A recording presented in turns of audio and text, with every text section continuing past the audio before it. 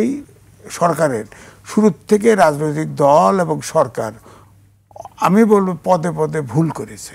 তারা আমাদের ছোট জ্ঞানে বুঝি ভুল করেছে। এখন যদি নির্বাচন যদি ধরেন, এখন জামাত ইসলাম বলছে নির্বাচন যদি কোনো কারণে পিছায়ও কিন্তু নভেম্বরে সনদ হতে হবে। হ্যাঁ, এটা বক্তব্য। নির্বাচন ফিসায় যদি 1 বছর 2 বছর ফিসায়, ওনাদের হাতে তো নাও থাকতে পারে। সুতার নাটাই ছুটে যাবে, তো তখন তো আর 5 বছর তাবালিং করা যাবে না, আবার ছাত্রলীগের লুঙ্গির তলায় যেতে হবে।